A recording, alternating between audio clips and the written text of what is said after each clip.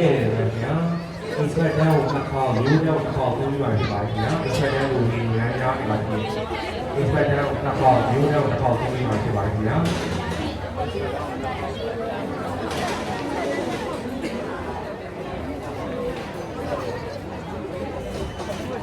ဒီစက်ကိုတစ်ခေါက်မျိုးတစ်ခေါက်သုံးပြီးပါဖြစ်ပါခင်ဗျာဘယ်လိုစာစီရလဲဘယ်လိုလဲ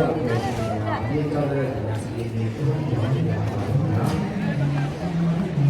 ဒီနေ့တွေလည်းပုံစံတော့ဒီပုံစံတော့ဒီလိုပြရချင်တာ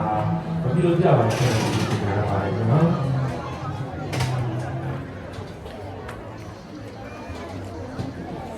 ဟိုမှာရှေ့တော့ဟိန်းခန့်နဲ့ရန်နိုင်နဲ့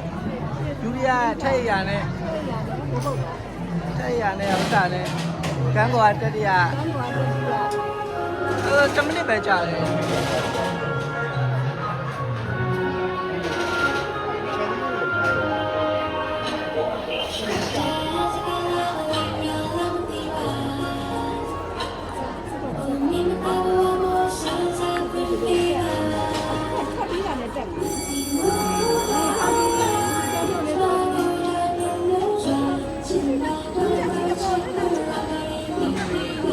တန်ဆူးတွေနော်ဒီတော့လက်မကင်တော့တဲ့ဘာပေါ်မှာတန်ဆူးတွေဒါတွေက